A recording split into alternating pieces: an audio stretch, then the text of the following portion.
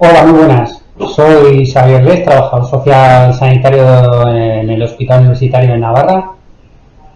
Y en este tema 4, dentro del maltrato en personas mayores y en el procedimiento de actuación que hemos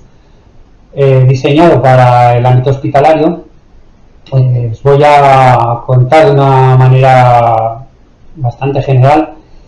qué factores de riesgo y qué factores de protección son interesantes a la hora de tener en cuenta en un caso o un posible caso detectado de situación de maltrato en personas mayores.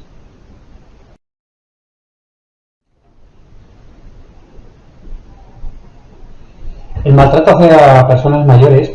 como sabréis, es considerado como un problema de salud pública y no es la consecuencia de un único factor, sino el resultado de la combinación entre factores de diversa índole. Hay diversos estudios y revisados sistemáticamente a día de hoy a nivel mundial que avalan todo esto, y una de las organizaciones más importantes, como es la Organización Mundial de la Salud, también avala estos estudios y declara el maltrato como un tipo de problema de salud pública. Es verdad que hay diferentes estudios en cuales los factores pueden variar según el país y la región, en cuanto, por ejemplo, a los factores relacionales o los culturales, pero sí que es verdad que hay factores muy comunes a lo largo de lo que es el mundo, ¿no? Bien, nosotros hemos hecho una estructura de estos factores de riesgos y que está dividido en los relacionados con la propia persona mayor, por ejemplo, el hecho de ser mujer o tener una mayor edad o tener un bajo nivel educativo, el hecho de tener una mala salud percibida, comportamientos provocadores y agresivos, tener deterioro cognitivo, tener dependencia física o económica, el hecho de no conocer los derechos,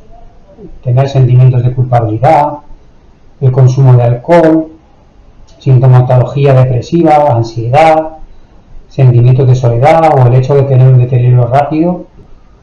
o tener una baja calidad de vida son factores relacionados con la propia persona que sería interesante tener en cuenta. Por otro lado, los factores relacionados con el responsable de los malos tratos serían el hecho de ser mujer, cónyuge o hijo de la persona mayor, tener una presencia o tener síntomas de trastornos psicológicos como la depresión, la ansiedad o inicios de demencia, tener sentimientos relacionados con las dificultades de la vida o tener ira y hostilidad, el hecho de no manejar el estrés o tener una sobrecarga, el hecho de cuidar, tener un mal afrontamiento, no tener dificultades a la hora de cómo llevar los cuidados, la organización a la hora de poder hacer estos cuidados, bien sea con recursos formales o informales, el hecho de que haya conflictos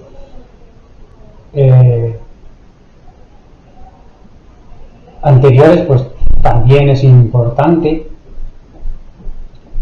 Incluso el hecho de abusos de sustancias o tener bajos sentimientos de autoeficacia, así como el estar desempleado o tener una dependencia económica de esa persona. Son factores relacionados con el responsable de los malos tratos que diferencian de otro tipo de factores. Un tercer factor sería los relacionados con el contexto de la situación, ¿no? El hecho de estar aislado socialmente, el hecho de tener pocos o escasos contactos, que haya un desgaste de los vínculos entre las generaciones que están conviviendo, el hecho de recibir pocas visitas, el hecho de tener una historia previa familiar de violencia o de agresividad, que haya conflictos familiares, que haya una vivienda compartida, un hacinamiento, el hecho de tener pocas o insuficientes ayudas, pues también son factores relacionados con el contexto de la situación,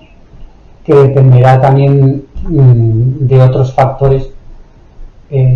como pueden ser los estructurales, bien sea si hay barreras arquitectónicas en la comunidad, el hecho de, ¿no?, de poner dificultades a la hora de poder tener un cuidado lo más puro posible. Además de estos factores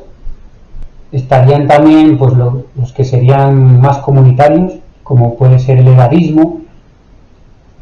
y ciertas normas culturales como la normalización de la violencia.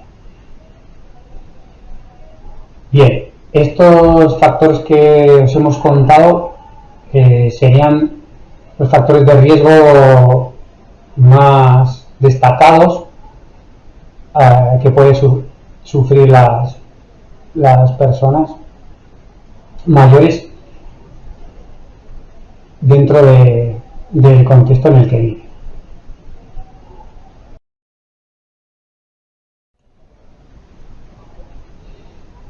Bien, como veis, hay muchos factores de riesgo a tener en cuenta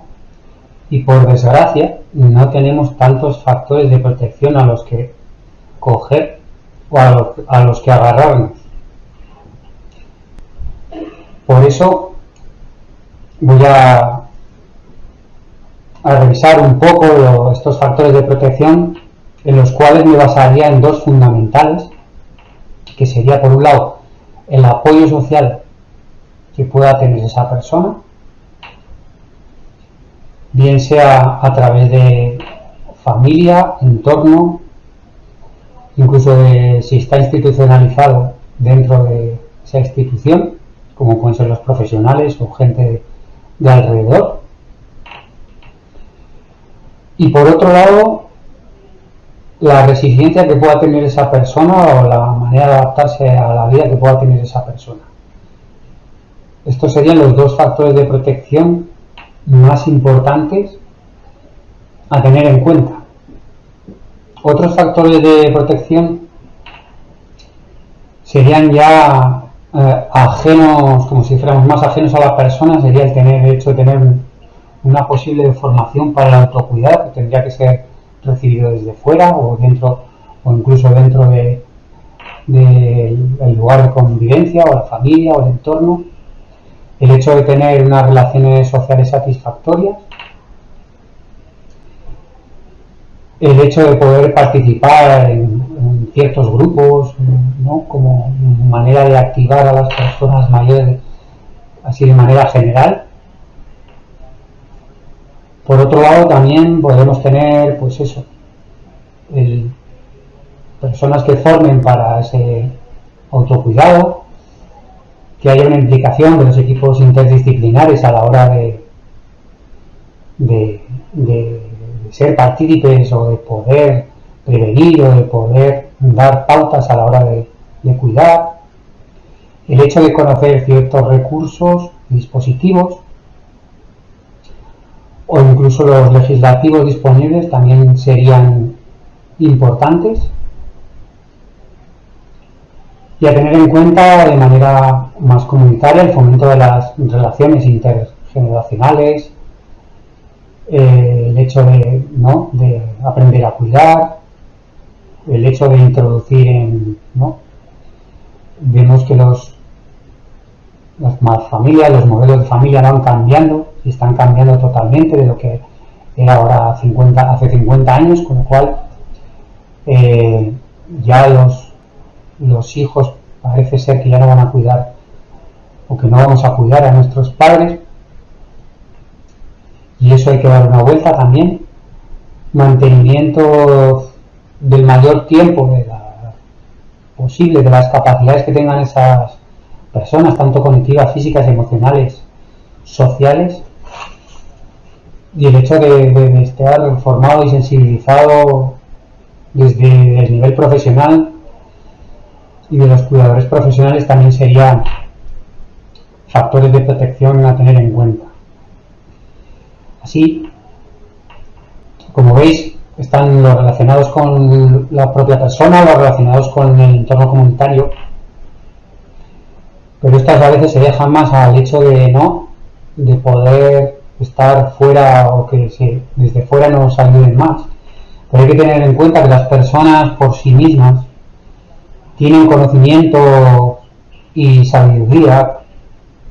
curiosidad, interés por el mundo, tienen deseo de aprender, tienen coraje, ¿no? El hecho de ser honestos, de tener autenticidad, de genuidad, o de tener ilusión y entusiasmo y la energía suficiente. También por otro lado, pues el amor y la humildad, el cuidado hacia los demás, pues las personas lo tienen, las personas que son, o las personas tenemos las fortalezas de ser amables, generosas, tener capacidad de amar y dejarse amar, con inteligencia social, el hecho del sentido de la justicia, ¿no? De ser buenos ciudadanos, o de ser los deberes de lealtad, el trabajo en equipo y la equidad y la justicia. Por otro lado, también la contención o la templanza de las personas, ¿no? El hecho de saber perdonar, de tener modestia, de ser humildes, de ser cuidadosos, prudentes y de tener autocontrol y autorregulación. Y finalmente también las personas tenemos trascendencia, ¿no? Cómo nos conectamos de una manera más profunda, el hecho de apreciar pues, la belleza, la excelencia, la gratitud, la esperanza, el optimismo, o tener visión de futuro también, ¿no? El sentido del humor, la diversión y el dar sentido a mi vida. Es importante también tener en cuenta todas estas cosas como factores de protección de las personas, porque si no nos quedamos cojos a la hora de sumar o de tener en cuenta los factores de protección.